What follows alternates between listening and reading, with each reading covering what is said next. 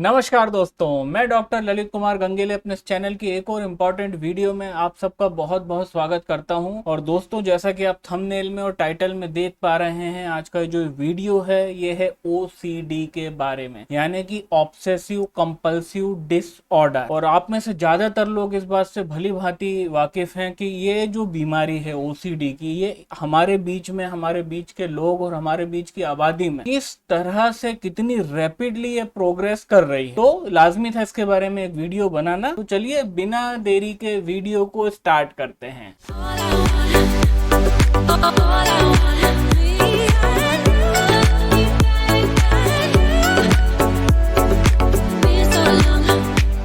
अब जैसा कि नाम से प्रतीत हो रहा है, ओसीडी ऑब्सेसिव कंपल्सिव डिसऑर्डर। तो डिसऑर्डर तो हम सबको पता है कि डिसऑर्डर मतलब कोई ना कोई बीमारी, एक बीमारी। तो बीमारी जो है that stands for the disorder. और यहाँ पे जो दो शुरू के जो शब्द हैं कि एक तो ऑब्सेसिव और दूसरा कंपल्सिव। ऑब्सेसिव का मतलब होता है जुनून। ऑब्सेशन जो शब्द है that is the word of the English, और इसका मतलब होता है जुनून, कि किसी भी चीज की झुंग चढ़ जाना, जुनून हो जाना, ऑब्सेशन हो जाना, ठीक है ना। तो that is what is known as the जुनून। और कंपल्सिव मतलब कंपल्शन। कंपल्शन मतलब अनिवार्यता। तो जब भी किसी व्यक्ति के व्यक्तित्व के अंदर कोई भी स्पेसिफिक चीज को लेके, काम करने को लेके या काम करने के तरीके को लेकर के जुनून की हद तक, मतलब ऑब्सेशन हो, और कंपल्शन के साथ, ऑब्सेशन है कंपल्शन का, कि वो एक काम को स्पेसिफिक तरीके से ही करते हैं, ठीक है ना। तो this is what is known as the obsessive compulsive disorder, मतलब जुनून की हद तक अनिवार्यता हो जाना किसी भी स्पेसिफिक सेक्टर ऑफ लाइफ के अंदर, that is what is known as the OCD. अब जो सबसे इंपॉर्टेंट बात है इस पूरी चर्चा के अंदर वो ये है कि पहले, आज से 10 साल 8 साल 9 साल पहले, जब हम, मतलब हमारी प्रैक्टिस का शुरुआती दौर था, तो ये जो ओसीडी के केसेस थे ये इतने ज्यादा हमको फ्रिक्वेंटली नहीं देखने में आते, और ये इतने इनफ्रिक्वेंट थे कि तब ओसीडी के जो केसेस होते थे वो जब भी दिखते थे तो उनको कहीं ना कहीं इम्बिसिबिलिटी और पागलपन के से देखा जाता था, पागलपन के नजरिए से देखा जाता था। ये इतना रेयर हुआ करता था। पर दोस्तों, खासकर पिछले 3 से 4 सालों के अंदर हमको जिस तरह से ओसीडी दिख रहा है, और सबसे चिंताजनक बात है कि हमको जिस तरह से ओसीडी हमारे यंगस्टर्स के अंदर दिख रहा है, जो यंग पॉपुलेशन है, क्योंकि आपको एक चीज अच्छे से पता होगी कि जो यंगस्टर्स होते हैं बेसिकली वो जो होते हैं बेलगाम घोड़ों की तरह होते हैं, और बिल्कुल उसका विपरीत जो ओसीडी का पेशेंट होता है, जिस पर्सन को ओसीडी है, ऑब्सेसिव कंपल्सिव डिसऑर्डर है, वो कहलाता है लकीर का फकीर। तो ये सबसे चिंताजनक बात यहाँ पर है कि जो बेलगाम घोड़ों की तरह हमारे यंगस्टर्स, हमारे टीनएजर्स, हम जिनको देखते आए हैं शुरू से आज तक, कि वो बिल्कुल बेलगाम घोड़ों की तरह होते हैं। उनकी लाइफ में कोई नियम नहीं होता, कोई कायदा नहीं होता, कोई रूल नहीं होता, कोई रेगुलेशन नहीं है ना। वो एक बिल्कुल फ्री नदी की तरह अपनी लाइफ को जीना पसंद करते हैं। बट दोस्तों, सबसे बड़ी चिंता की बात यही है कि ये जो यंगस्टर्स हैं, जो बेलगाम घोड़ों की तरह अपनी जिंदगी यापन कर रहे थे पिछले, हम शुरू से इनको ऐसे ही देखते आए हैं, सबसे चिंताजनक बात है कि इन यंगस्टर्स के अंदर भी आज की डेट में हम ऑब्सेसिव कंपल्सिव डिसऑर्डर के सिम्टम्स और इनफैक्ट पूरी की पूरी ओसीडी की बीमारी देख रहे हैं, और ये वाकई में चिंताजनक विषय है। तो अब ये है क्या? देखिए, ये जो चीज है ये एक प्रकार की मेंटल ऑकवर्डनेस है। इसको मेंटल पागलपन नहीं बोलेंगे, इसको सनक भी नहीं बोलेंगे, एक छोड़ आप इसको सनक बोल सकते हो, बट इसका पागलपन, मैडनेस और इम्बिसिलिटी, जो पागलपन का एक माइल्ड रूप होता है, और होम्योपैथी के अंदर मेंटल रूब्रिक है इम्बिसिलिटी, ये इससे दूर दूर तक कोई लेना देना नहीं है। ये बेसिकली ये एक प्रकार का कंपल्सिव बिहेवियर होता है। ये एक व्यक्ति की लाइफ के अंदर कुछ सेक्टर के अंदर ही दिखता है। मतलब कहने का कि जो ओसीडी का पेशेंट होता है, that patient is just like an any other human being। वो एकदम आम आदमी के जैसा है, उसकी दिनचर्या वैसी चलती है, वो काम उसी तरह से करता है। ये लोग जॉब करते हैं, ये अच्छे पति होते हैं, अच्छे पिता होते हैं, अच्छे पुत्र होते हैं, अच्छे समाज में रहने वाले अच्छे लोग होते हैं। बट एक आम आदमी से ओसीडी के पेशेंट के अंदर एक फर्क ये रहता है कि ये जो होते हैं इनकी कुछ आदतें ऐसी होती हैं जो कि जुनून के हद तक इनके साथ रहती हैं और वो जो आदत होती है वो इतनी हद तक जुनूनियत, इतनी जुनूनियत होती है कई चीजों को लेकर के इनमें, जो कि इनका कंपल्शन बन जाता है, अनिवार्यता बन जाती है और उस चीज को ये बंदा नहीं अवॉइड कर सकता। तो जो ओसीडी का पेशेंट है बस एक छोटे से सेक्टर के अंदर एक आम आदमी से डिफरेंट है। कहने का मतलब एक आम आदमी एडजस्टेबल होता है, बट दोस्तों ओसीडी का पेशेंट, अब ओसीडी किस किस फैक्टर में हम देखते हैं वो हम आगे चर्चा करेंगे, बट दोस्तों जैसा एक आम आदमी एडजस्टेबल होता है उस तरह से एक ओसीडी का पेशेंट कुछ स्पेसिफिक सेक्टर में, कुछ स्पेसिफिक पॉइंट्स के ऊपर वो बिल्कुल भी एडजस्टेबल नहीं होता है और उन पॉइंट्स के साथ वो बिल्कुल कॉम्प्रोमाइज नहीं करता। अब हम जो आम लोगों के अंदर ये जो ओसीडी देखते हैं ये जनरली हम साफ सफाई को लेकर के देखते हैं। सबसे कॉमन जो टाइप है ऑब्सेशन का, ऑब्सेसिव कंपल्सिव डिसऑर्डर का, that is in the form of mania of fastidiousness. देखिए यहाँ पे इसको आप आर्सेनिक से कंफ्यूज मत होना कि अब इसने फेस्टिडियसनेस की बात ली है तो हम आर्सेनिक ले आए, नहीं, आर्सेनिक का नहीं है, मसला दूसरा है यहाँ। मतलब इनको क्या रहता है कि कोई चीज को स्पेसिफिक तरीके से ही करना है,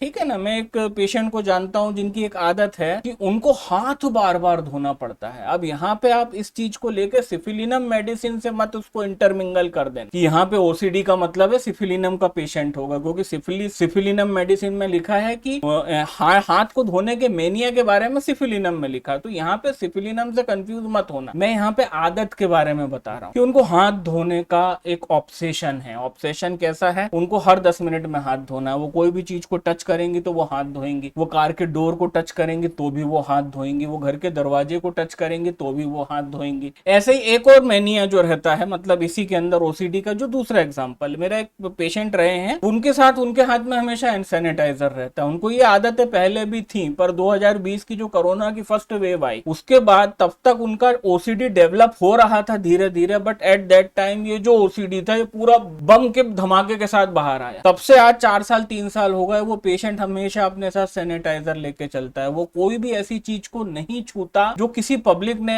टच करी हो। मतलब मेरे यहाँ कैबिन में आने के पहले मेरा बाहर का जो डोर क्लोजर है, जो बाहर का पार्टीशन है, उसके बाद मेरा कैबिन और वेटिंग रूम के बीच का पार्टीशन, वो सब पे स्प्रे करता हुआ आता। तो कहने का मतलब है इन 90% केसेस हम ओसीडी जो आदत देखते हैं ऑब्सेसिव कंपल्सिव डिसऑर्डर की, वो रिगार्डिंग द साफ सफाई ऑफ द सराउंडिंग को लेकर के ही देखते हैं, ठीक है ना। मतलब इन लोगों को साफ सफाई का मेनिया होता है, किसी को खुद को साफ रखने का मेनिया है, किसी को अपने सराउंडिंग्स को साफ रखने का मेनिया है ना। कई महिलाएं होती हैं उनके अंदर सटलर ओसीडी है, हमको पता ही नहीं चलता। हमारे समाज में ऐसी महिलाएं हैं और इनसे हम हमेशा टकराते हैं पर हम पहचान नहीं पाते ओसीडी। कई महिलाओं को रहता है कि मेरे किचन में कोई ना आए, मेरे किचन को कोई छुए नहीं, मेरे किचन में जो चीज जिस तरह से सेट है वो वैसी की वैसी ही रहे। कोई और महिला आके या बाई आके या घर की और कोई महिला उसको अगर छेड़ती है तो वो नाराज होती है। That is a type of obsessive compulsive disorder. तो दोस्तों ये था ओसीडी। अब एलोपैथी के अंदर इसका कोई भी विशेष एक्सप्लेनेशन नहीं है, बिल्कुल नहीं है। बट दोस्तों होम्योपैथी के अंदर जो ऑब्सेसिव कंपल्सिव डिसऑर्डर है that is the characteristic of the sycotic miasm. जी हाँ दोस्तों, साइकोटिक मायाज्म के अंदर एक शब्द बताया गया है जब साइकोसिस को हैनीमैन एक्सप्लेन कर रहे थे कि फिक्स्ड आइडियाज। फिक्स्ड आइडियाज का मतलब है कि ये जो बंदा है इसने अपने कुछ फिक्स्ड आइडियाज बना रखे हैं, और वो जो फिक्स्ड आइडियाज है उन आइडियाज को फिक्स्ड इसलिए कहा गया है कि भाई वो फिक्स्ड हैं, वो बिल्कुल अनअल्टरेबल हैं, अनम्यूटेबल हैं। मतलब वो जो चीज है, वो जो उसके फिक्स्ड आइडियाज हैं, वो हो सकता है किसी चीज की साफ सफाई को लेके हो, है ना,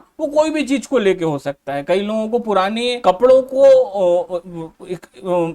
मतलब कई लोग होते हैं जो पुरानी चीजों को फेंकना पसंद नहीं करते, उसको साइकेट्रिस्ट में होर्डर्स बोला गया है। होर्डिंग करते हैं, होर्डिंग मतलब ऐसी चीज जो खत्म हो गई, उसके काम की नहीं है, वो फेंकेगा नहीं, वो उसको इकट्ठा करता जाए। तो this is yet another type of the OCD. तो कहने का मतलब है कि एक फिक्स्ड आइडिया। तो हैनीमैन ने इसको साइकोटिक मायाज्म के अंदर ओसीडी को रखा है। ओसीडी की प्रॉब्लम जो है that is the characteristic manifestation of the sycotic miasm, और उसमें जो मेन इसका रूब्रिक निकल के आता है that is fixed ideas. Fixed ideas regarding anything, बिल्कुल ऐसे आइडियाज कि वो उनके साथ चाराने का कॉम्प्रोमाइज कभी नहीं करेगा। ईश्वर साक्षात आकर के उसको बता देगा कि ये तेरी आदत गलत है, पर वो इसको उसको नहीं मानेगा। तो दोस्तों जो ओसीडी की प्रॉब्लम अभी हम पिछले कुछ सालों से 5-6 सालों से जो इतना फ्रिक्वेंटली देख रहे थे, बट दोस्तों होम्योपैथी आज से 400 साल पहले इसकी प्रजनन मतलब इसका उत्पत्ति हुई थी, और उस उत्पत्ति के शुरू में ही जब साइकोटिक मायाज्म की खोज हुई हैनीमैन ने की, तो उसके अंदर इनने फिक्स्ड आइडिया और कंपल्सिव बिहेवियर के बारे में ऑलरेडी जानकारी दे दी थी। तो अब ज्यादा टाइम को खोटी ना करते हुए हम सीधे सीधे आते हैं इसके ट्रीटमेंट पे। The two most important medicine indicated in the case of the OCD, obsessive compulsive disorder या obsessive compulsive behaviour are, the first one is the thuja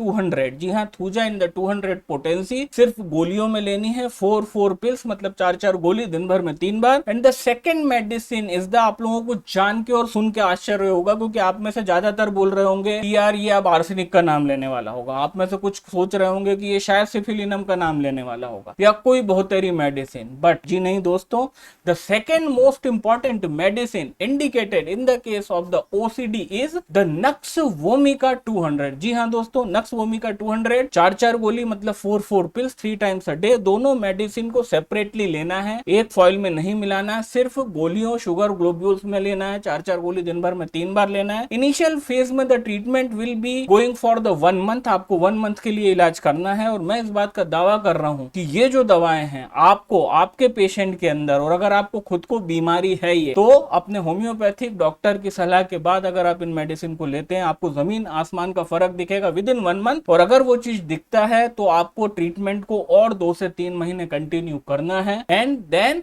you will get completely rid of this bad habit of the obsessive compulsive disorder। तो दोस्तों ये था एक छोटा सा video OCD के बारे में, क्योंकि कमेंट सेक्शन में कई वीडियोस में लाइव स्ट्रीम में आप में से बहुत से लोग रिक्वेस्ट कर रहे थे कि वो इस बारे में एक वीडियो देखना चाहते हैं, तो हियर इट इज। बहुत बहुत शुक्रिया आप सभी लोगों का समय निकाल करके चैनल से जुड़ने के लिए और वीडियो को देखने के लिए। इस हफ्ते में आने वाले इवेंट्स में और हर शनिवार को शाम को 4:30 बजे होने वाली लाइव स्ट्रीम में आप सबसे मुलाकात होती है। तब तक के लिए नमस्कार।